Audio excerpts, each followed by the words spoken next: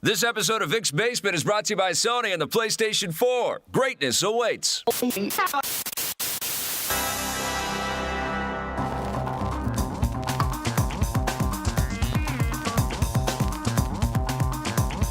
Welcome to my basement, everybody. It's actually not a basement. It's room 503 at the Delta Hotel in downtown Montreal. In case you want to stop by. We won't be here when this airs. But you should actually be saying bonjour. Bonjour, mon ami, mes amis. Merci beaucoup. Oh, my back hurts a little bit today. Yeah. I think it's these beds. Don't lie down on my bed. Well, listen, I feel a little weird. Let's talk about Montreal, which is one of the great cities of the world. It is the crown jewel of Canada, right after Vancouver. Right. And I feel strange when I go into shops. I just went to a sandwich shop and had a sandwich. I won't name the shop. Yeah. It begins with a Q if you want to play the home version of the Vic's Basement podcast. And you go in and everybody is they right into French. French is the default language here. Yeah, we're in Quebec. And I know some French, but I feel very strange. Well, you feel self-conscious. You feel like, I'm going to be judged if I start trying to speak in French right now. So I could respond to them in French, but I just want our transaction to go as smoothly as possible, so I do this. Hello! Everywhere I go. Every coffee I order, every sandwich I order. Hello! Hello! English speaker. I may as well just hold I'm a an sign Anglophone. up. Yeah, I know some French, though. And, but I don't want to sound like a doof. Merci beaucoup. Like, even saying that, I feel so... You know, I just wince. It's the safe phrase. Sphincter puckers when I say that. Yep. I'm just like, it's not, I just feel like I'm trying to be something I'm not. I'm not going to pretend. I know that they know English, so let's just do this in English. Right. Well, that's here. I think in other parts of Quebec, they would be a little less hesitant to converse in English, you know? Yeah, they would be a little bit more expectant that you would know Canada's other language. And it is embarrassing to be based on the West Coast and not have much French to speak with, to converse with. I didn't take French immersion or whatever, but I was in French classes and I always did quite well with them. And 2 years in high school for me. Couple years, yeah. 2 years, yeah. Yeah, I did not speak English when I came back to Canada from Mexico. I had to learn English again. I had forgotten how to speak English when I was a kid. Yeah. And so I was a Spanish-speaking, blonde-haired kid when I moved back to the country, and I was born in Montreal, so I had already spoken French. So it was, it is embarrassing that I've known these languages. I can't, and I don't have Spanish anymore. I don't have French anymore. All I speak is English. So if you know more than one language, make sure you use them all. Oh, that sandwich I just got from the Q shop. It's going to make you fart. It's repeating on me already. Oh man! But you're going to make this place smell like my basement. You know what I like? What? I like the fact, you think about all of North America, and this is one of the few places in North America where we actually do celebrate and lead with a different language, and I think that's very cool. It's fantastic. You could go, I guess, to El Barrio in New York and speak Spanish, or the Puerto Rican sections of the city, but you're not going to get an entire city that's dedicated, that's going to say this is the foot we're going to lead with, and that's going to be the French foot. Well, and it wouldn't be a part of the culture, an important part of the culture. Yes. And I think that is that's something that we should all be proud of as Canadians. And I hate this. BS of, Anglophones versus Francophones, and people... Isn't that war over? I think it persists, but maybe it's calmed down quite a bit, but I hate that it ever rose up. I wish that we could just be culturally proud of all of our history, It was almost as bad as Tupac versus Biggie. It is. I know. It's Canada's version of that, in a way, It's ridiculous. It's the East Coast, West Coast BS, I don't know. I don't pick sides. When I'm here, I try to join in. It's a jewel. You're right. I try to enjoy it, and it's a total joy to come here. Ruby here. Let her learn French first. We're honestly thinking of putting her into French immersion, and I would love to come to Quebec as much as we possibly can. I love coming here. It feels we can bring her and she can take us around. She'll be our interpreter. Merci beaucoup. Yeah, but we got a chance to check out Thief, which is coming out very soon. Yes, from our old friends at Eidos Montreal. Now, I'd never been to the Eidos studio before. And of course, it's a beautiful place, a stunning studio. You walk into the lobby and you feel right away that something magical is happening in this building. It was a pretty damn cool investment, first from Eidos, and then when Eidos was bought by Square Enix to maintain that quality. And, we all know, and certainly this has come up in conversations that we've had out here, that the industry is in a massive transitional phase right now. So in a way, it feels like studios like that, and we also visited Ubisoft, feel like the glory days of game building, and they feel, like these beautiful environments are a little bit precarious these days. When you hear about closures and studios and games canceled. Warner Brothers Montreal too, when we were there. Fantastic, elegant spaces that are also creative zones, and they feel like they would be very inspirational to come in to work with a bunch of people and be energized to build some cool things. But what was amazing about Eidos Montreal is that it was launched with Deus Ex and Thief, which are two of the highest caliber brands endemic to video games, period. And they were entrusted to bring out brand new iterations of these classic games that have so much pedigree and so much respect. They're very much gamers' games. Totally. Too. And, this was a team assembled from, disparate groups all over North America. There were people from Vancouver and the States and everything brought in to help furnish these things. And there was a lot of doubt. And then they killed it with Deus Ex Human Revolution. It's a really cool game, especially as a first game from a new studio. And I think people are going to be really impressed with Thief as well. It was a hell of a lot of fun to play. It does feel like a bit of a gamble on for Eidos' part, saying, listen, we're going to bet on hardcore gamers that you guys are going to be there to support us, and we're going to bet on the talent in Montreal. We're going to bet that we have the right people to reignite both franchises. Right. And they had a lot of success with Deus Ex. And we spent quite a bit of time with Thief. I'm not sure how much we can actually talk about it at this point. Well, it's out next month, I think. I think we're pretty safe.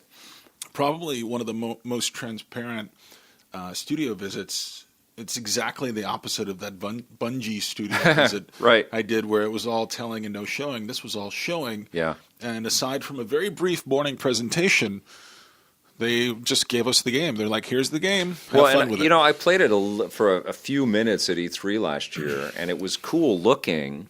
But you learn anything you from couldn't. A few minutes it was E3. So hard because this is a game of discipline and analyzation, and you need time to kind of see what's going on in this. Yeah, absolutely. And at E3, it was totally inappropriate. I mean, you need to give time. I gave 5.5 hours to this preview build that I got. Not counting all the times you check Twitter. Yeah, but I spent a ton of time in this world, and it was fun. It was.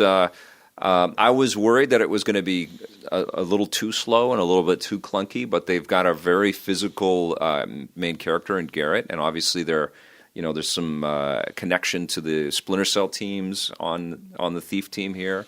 Probably some from the Assassin's Creed, and it's a nice amalgam of that kind of mobility.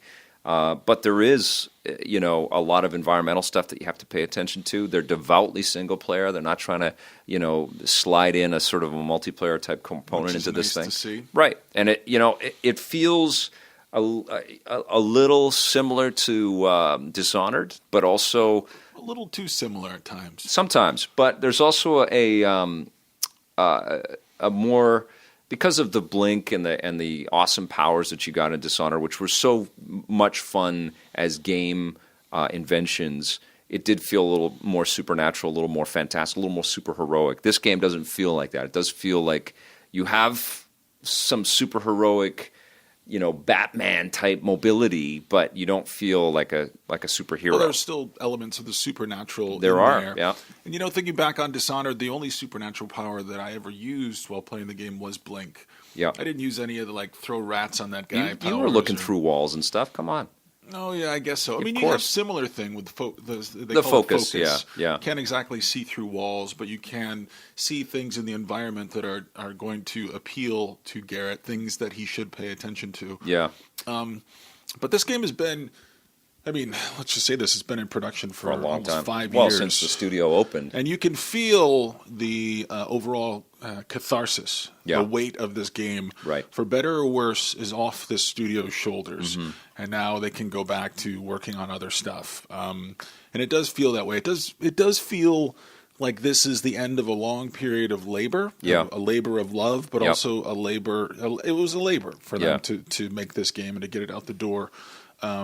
So there was that kind of sigh of relief from it. That's what I felt yesterday being Yeah. in there. For sure. So Yeah, and now they want the world to judge it, and I'm psyched now. And I have to say this, that I can't wait to finish the game. You know, like I was really getting into it, and I didn't want to stop playing it. I wanted to get through all the content that I could in the game. I was having a really good time. there's also this thing where I feel like the studio, they're almost like sort of, bracing themselves. Because this is how, I read that thing on Kotaku this week. It was from a guy who works on games. And he's sick of don't hate. Yeah. The hate. Yeah. I'm sick of it too. And it does seem like no matter how incredible anything anyone makes in this business, somebody always finds a way to shit on it. Yeah. And we're good at it, and no one's ever happy. Going back to the Mass Effect thing, where everybody was miserable about the ending, and so they rallied and pissed and moaned about it. And you can, everybody, the people. I did a few interviews that will air on EP over the next couple of weeks, and you can feel all of them just like. Here's this set of gamers that have been playing the sequel or the reboot or the new Thief in their minds for the last 15 years. No matter what they do, no matter what kind of game they deliver, it's never going to live up to that game they've been playing in their heads. Yeah. I think that we're in this era right now of transparency, and the fans are making the game, and the game makers are fans of stuff, and everybody's kind of speaking a very similar language. And I got to tell you, man, I'm worried about the AAA pull for. This is Vic's worry of the week. Well, people that are coming out of high school or going into game education courses, or however they're finding the way into the industry. I am worried that this amount of transparency and this amount of discussion around the hardships around AAA game development is going to have an adverse effect on people to sustain team sizes, because these things require a lot of talent and a lot of people, and also pull new people into the field that are going to come up with incredible concepts and ideas that will challenge and change the medium, which we need. And I don't want all of our future developers to just feel like they need to go rogue and need to go indie and need to make small games and just need to express themselves in these individualistic ways. God, I love how much worrying you do about all of this stuff. Well, the thing is, it's like the thing that you're worrying about, though, is status quo, the way that we've always done these things. And I'm going to put a positive spin on this, because this has been my role on the podcast 2 weeks in a row now. Yeah. And this is the last week I'm going to goddamn do this. Okay. Next week, you're going back to being the positive Okay. guy.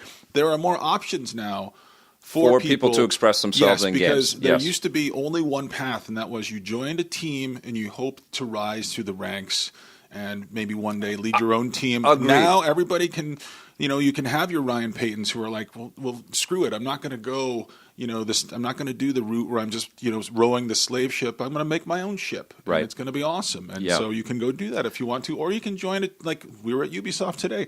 That thing is a factory. Yeah. Thousands of people work there. We talked to a guy in a coffee shop next to Ubisoft. He's like, this neighborhood was a shithole. Yeah. Until Ubisoft opened up here. Yeah. And now the whole neighborhood is turned around. Well, I want that to continue, and that's what I'm concerned about. I in the same way that I want, teams like Arcane that made Dishonored, which is kind of an indie kind of rogue outfit out there that Bethesda said, okay, let's bring this thing out there. But that game required a lot of people. It required a lot of passion, and I feel that a lot of these indie devs are going to find it challenging to navigate the waters to be able to keep their businesses alive and to grow to that scale, to be able to build products like Dishonored, in the future. And it will just be the thing that is getting everybody down. It will just be sequels and known entities, and there will be 5 to 10 games that come out a year that these big players will only invest in, partially because the market is moving in that direction, but also partially because the talent is splintering off and trying to make it on their own. We can want whatever we want as connoisseurs of this stuff, but at the end of the day, it's the marketplace that's going to dictate where everything goes. It's going to be the general appetite of everybody. And just like Hollywood, we might only get one flavor in the future. And you know what? A lot of these indie guys that don't end up knocking it out of the park or being able to sustain or continue growing, they'll probably circle back and they'll become part of these bigger studios. Look at Ryan Payton. He's gonna come visit us, I think, next week. Right. He has probably just shaved 10 years off of his life. Seriously, no kidding. Yeah. Remember when Brian Provinciano came in? He looked terrible after finishing Retro. People, they want to have their moment and exercise their will and bring these things to life, and it just takes an incredible amount of soul and life force out of you to as it does for you when you built this company. It's an incredible labor.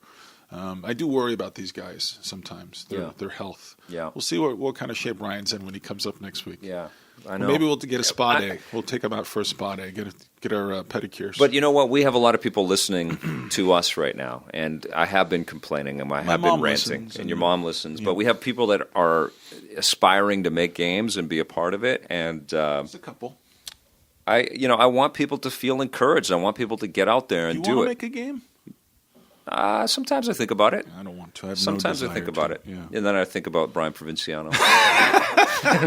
Sorry, Brian.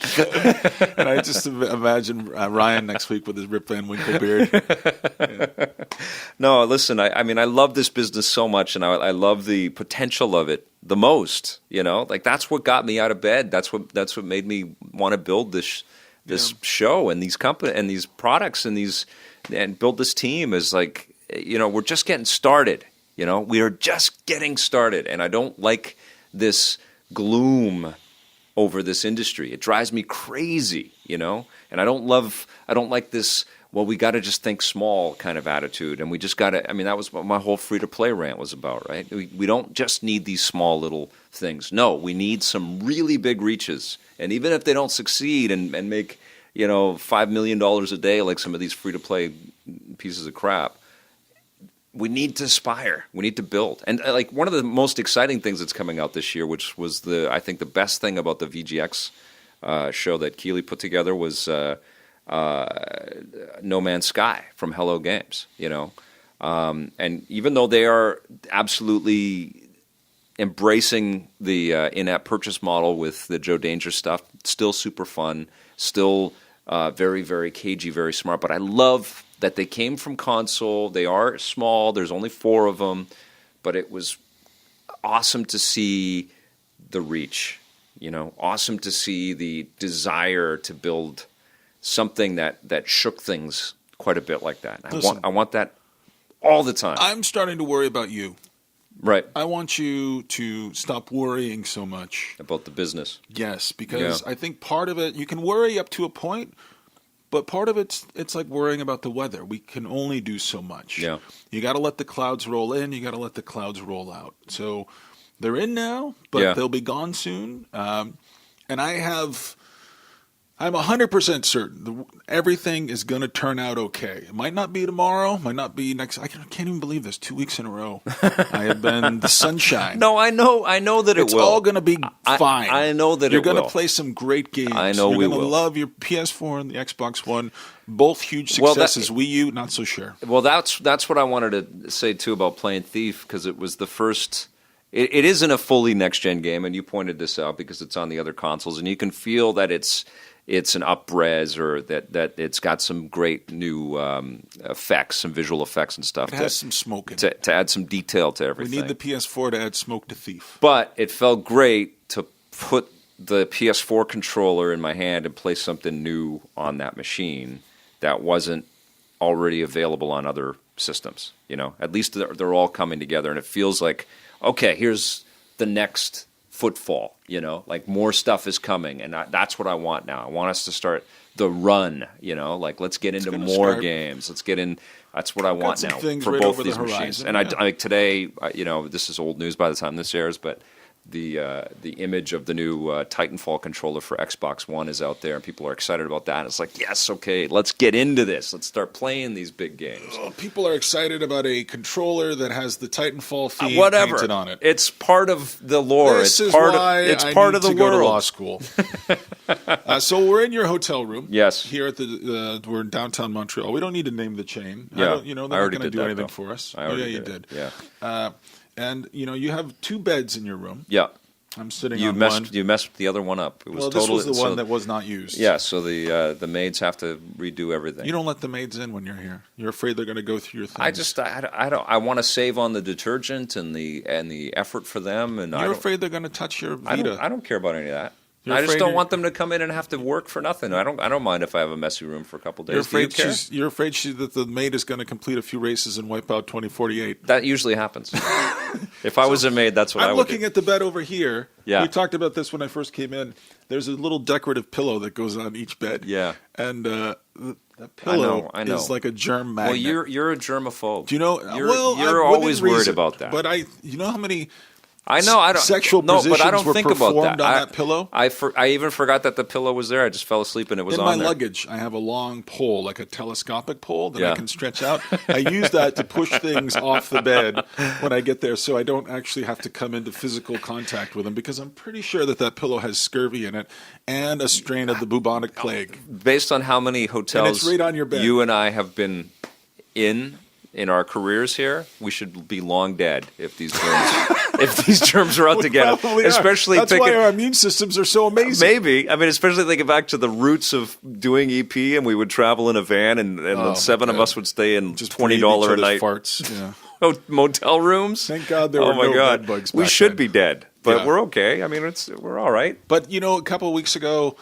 there was a virus. Can I say this? That blew through your family. Yep. Your baby got it, and your wife got it. Yep. And then, it was the worst I've heard. Oh yeah. A friend of yours came over. My wife said that it was worse than childbirth. But a friend came over to the house. Yeah. She got sick. You said, and her boyfriend got sick too. And he got sick, and you said that she just laid in the tub because it was just coming out of. Yeah, and everything. The other guy was on a cross-country road trip, and they had to the people that they were traveling with had to keep pulling over, and he had to go into bushes the whole way. So sorry, Doug. I apologize. Just spraying out of both ends. Yes. But this is the amazing thing. You fought it off. You came into work. You were a little sick on a Monday. I missed the shoot, and that's why Sean hosted the EP that day. With his sunglasses on. Yeah. But you and your formidable immune system sent that virus packing. I don't know how I avoided it. You were a little pale for like a minute. Yeah. Well, and then it went away. I didn't eat. It's all the hotel rooms. I felt it coming. I didn't eat, and I slept for 20 hours. And I sweated it out, and then the next day I was back in a movie theater with you, and we reviewed a film. And Lone Survivor. Yeah, and we were shooting, and I couldn't believe it. And I've been feeling a little bit better every day since then. Well, you see what I'm doing? I'm crediting the hotel rooms, all the years of being exposed to the bubonic plague. Thank you, germ-ridden hotel rooms. Thank you, dirty filth pillow that has been used in every sex position in the Kama Sutra. Yeah, basically slept with the entire human race by now. Right? Oh, we have. That's what sometimes we go to these hotels and everything you can imagine has happened in these rooms. But what is it about people not wanting to have a mint or a breath freshener or brush their teeth? Did you get a bad one on the plane? On an airplane. I mean, I couldn't tell if it was. So did Enzo. I couldn't tell if it was the ass or the mouth, but it was. It was just for the 5 hours. It was just like what I had my phone case. Is that me? And leaning forward, thinking that might be me. Someone is just leaking smell. So I had my phone up to my nose for the whole flight. Someone is leaking smell, and I don't know what orifice it's coming out of, but it's disgusting. And they couldn't put the seats any closer if they just started to put them over top of each other. It's just it's like They might as well just have us all like in bunk beds at some point, as like just we're all huddled together, and I'm like in someone's mouth. Yeah. It was just brutal for 5 hours. So I on my flight out here. Yeah. And thanks for listening to Vic and Scott's Flights. Yeah. He's tuned in every week. Yeah. There's a guy sitting in front of me, and the seat in between him and the person next to him empty. Right. And that always gives me red ass because I'm 6'3". Yeah. And of course, this guy sits down, and as soon as we level off, cranks his seat all the way back, so I'm staring at his bald spot on top of his head. Awesome. So I'm just fuming, and my blood pressure is just soaring. And so I lean forward, and I just said, please, I'm short on space back here. Would you mind pulling forward a little bit? And I get this, and he reluctantly moves his seat about an inch forward. Right. And really, considering the size of my penis, I should be buying 2 seats just to put one next to me for the penis to put a little seatbelt over. I want to see that conversation. But I was crammed in. It's a long flight, too, Vancouver to Montreal. Yeah, it is. What'd you play on? I played Little Mutant Mudds Deluxe on the Vita. I watched Helix, man. I watched Billy Campbell. What's his role on the show? Is he a villain? He's a good guy. He's like the Edward James Olmos of this Arctic-based. Does he get any ass on that show? He's got. Well, they don't show any of that stuff, but he's got an ex-wife who slept with his brother, played by Neil Napier. Oh, this so sounds it was so good. cool that Neil and everybody. Billy were both at the CVAs, and we got to hang with both those guys. And Neil's great in the show, All too. we need is Mando on the show. I know. I'm sure he'll pop up. But he's the leader. He's like one of these top dogs at the Center for Disease Control, and he gets flown up to this Arctic base, and there's all kinds of disgusting mutation type things. So there's monsters happening. in the show? Kind of monsters, yeah. I'm only into like halfway to the second episode, but the people are being either changed and mutated into these more powerful creatures, or they're being eaten alive by this black gooey thing. They open up a couple body bags. And special effects are good? Pretty solid. Yeah, it's not too bad. It feels creepy. It feels claustrophobic. Reminds me a little bit of that Colony movie that we saw, where they were on that base, and then the other base had zombies on it. That was a shit movie. I kind of dug that movie. I like the concept of being trapped in this Arctic. I mean, it worked for The Thing. It's a classic.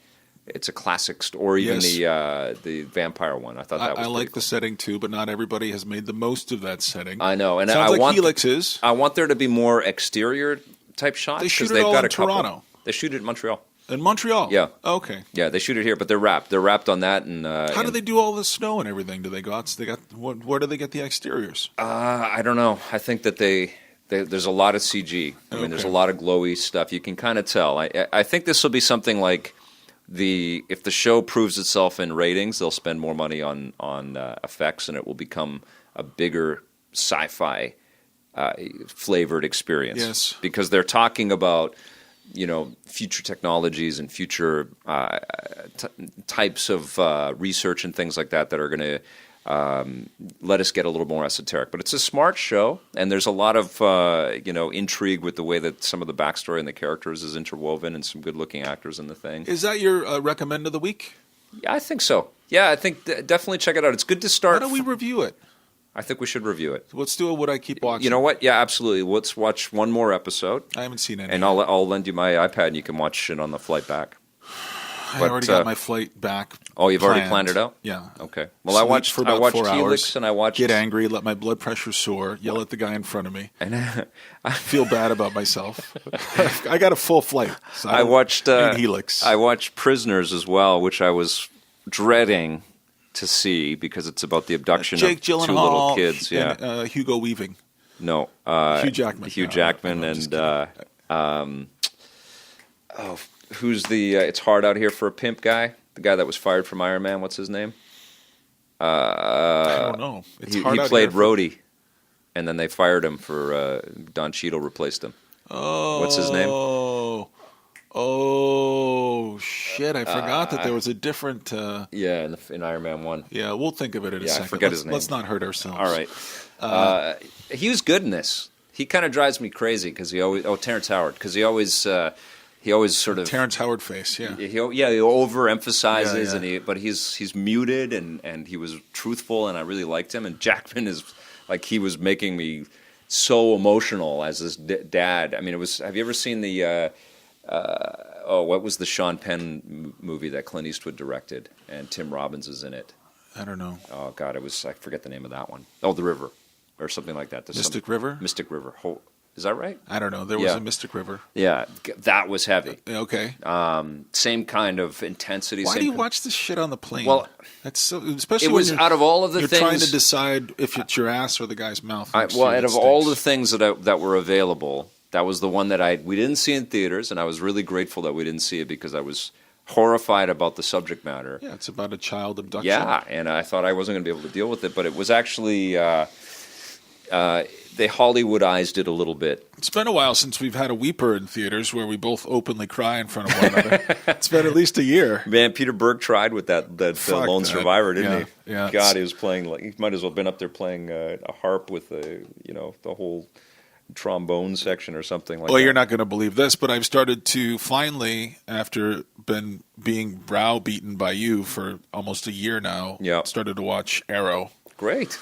And mostly it's just fun to pick out all the Vancouver locations. I know. Lots of rooftops. Trying to make it look like a New York, I guess. Just a big urban city. You know what they use is Tokyo exteriors. Oh, really? Yeah, they use Tokyo because it's just a sprawl. So they funny. have lots of shots. You can see the Tokyo Tower every once in a while. I just keep waiting for them to sort of pan and just see us shooting a review in the background.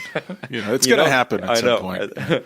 But the show, they should have us on the show as a background like that. Well, there's a couple of reporters that are local reporters that are in every damn episode of that show. Oh, really? They must make tons of money.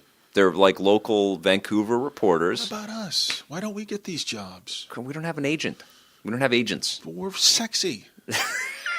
That's not enough, I guess. So I started watching Arrow, and I got two quick recommends, okay? All right. You know me and my Netflix. Yeah.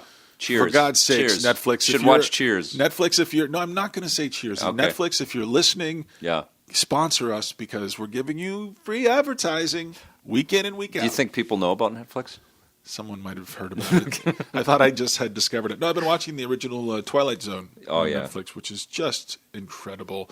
That's all there. It's all. I think there are only 2 seasons, and both seasons are there. So watch that. The other thing I want to recommend, and I can't wait to see it, but it's Republic. Ryan Payton. Yeah. I liked it a little bit more than you did. Yeah. Which happens only once every 7 years. Yeah, there's going to be a review coming up on the show pretty soon, and then we are going to have Ryan on the show for sure. Has the review not aired yet? I don't think so. But what I am, I'm unbelievably proud of him. I know, right? You want to just hug him. Yeah. And we're going to do our spa day. Yeah. Massages and pedicures, and manicures. Yeah, the 3 of us. What did we? We're going to do a spa day. Does together. Ryan know? Well, why not? That's a weird thing to do. It's treat yourself day. So those are my. So when we have developers come to the basement, that's one of the things we'll do is we'll go for spa day. Well, as we age, we should preserve ourselves and make sure we get proper amounts of relaxation. Should we just? Why don't we have Scott's Spa? That's our next basement and Scott's Spa. I mean, that's our next podcast right there. Take a steam with Scott. Scott's Spa Day. Yeah. I love it. Scott's Spa Day. I love it. That's going to be on EPM, I bet. So it's getting dark here in Montreal. Yeah. We're heading back. We did some discussions about Epic Quest. No, Mighty Quest for Epic Loot. I always mix those up.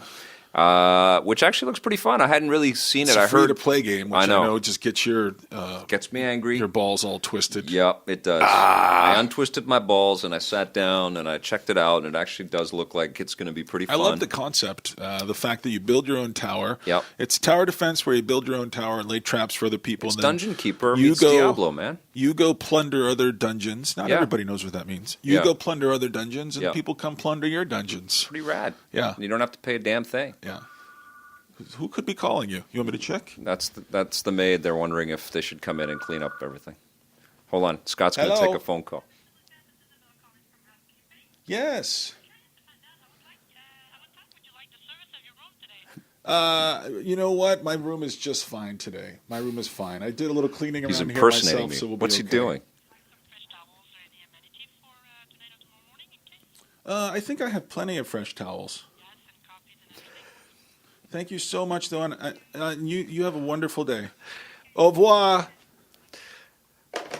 Can we use some French? Can we run that? I don't know if we could run that. Why not? It's just Why? What happened? Thank you, nameless housekeeper at the hotel. Thank you. So I also, while we were up at Ubisoft, I took another look at Child of Light. Yeah. Comes out very soon. Yes. It's a springtime game. It's the right time of year to release this game.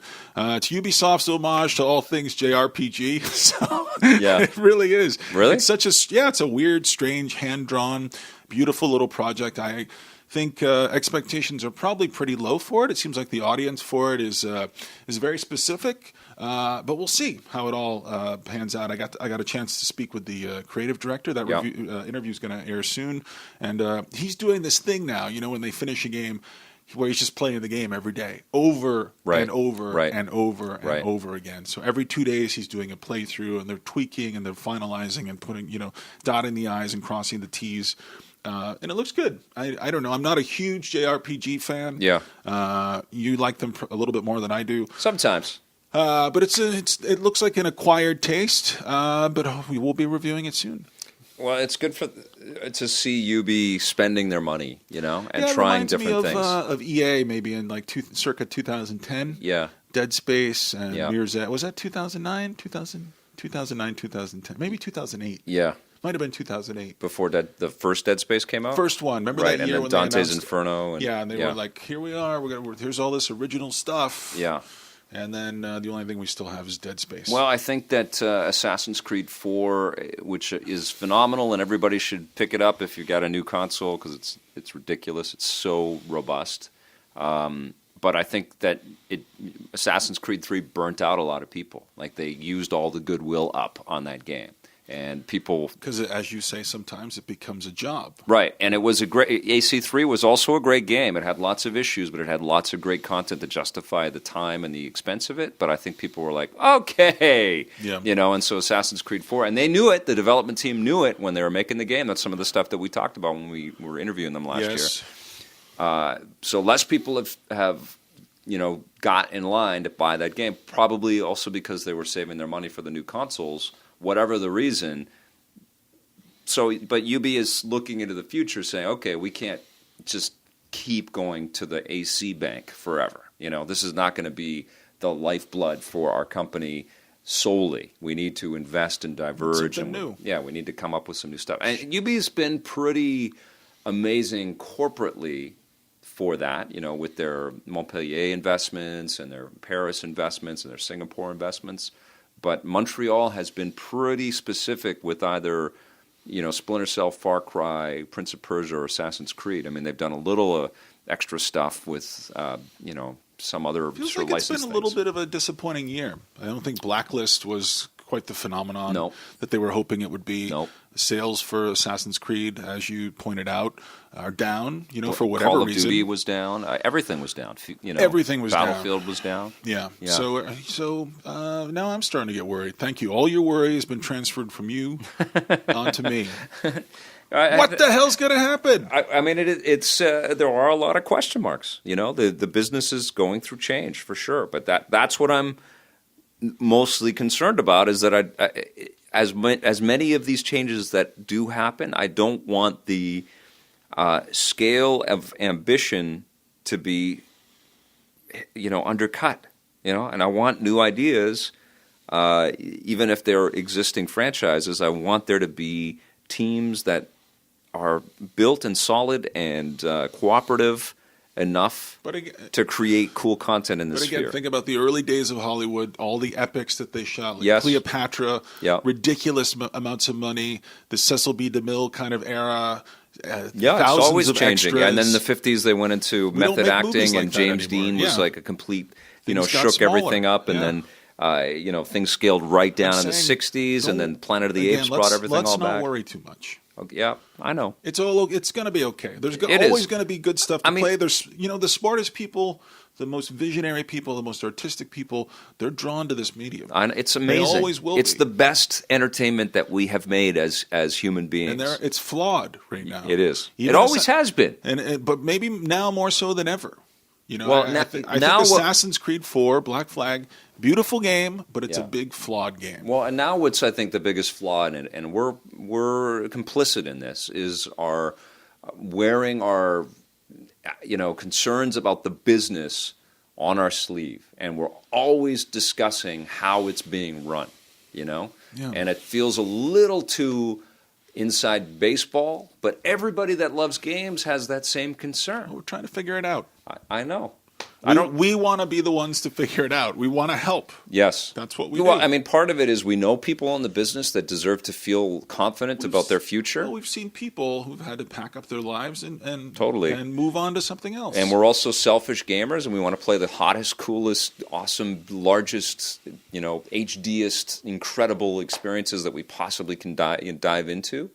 And we want lots and lots of other people to feel that fire and passion as well. I mean, that's why I created EP. I wanted more people to play games. I wanted more games for me to play personally, and I wanted more people playing games and talking about them. You know what? A couple of years ago, almost every day, I was talking to you about this yesterday, we would say on the show, we live in a golden age. Yeah. Within 2 years, we're going to be saying that again.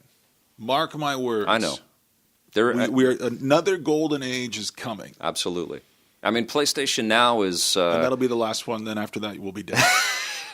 PlayStation Now certainly tips to a really exciting future. Yeah, it really does. Like anything can happen. Yeah. Once the broadband speeds are up to snuff. Well, and you come to Montreal and you sit down and you play Thief for 5 hours. That's exciting as hell too. I mean, that's a nice... it's not going to probably be Game of the Year or the biggest selling thing in 2014, but it's a nice way to start a year. It felt really... Yeah, let's get this year started. Yeah. Let Thief start it off. We've got Child of Light after that. We've got the Far Cry compilation. We've got the Tomb Raider HD coming. Yep.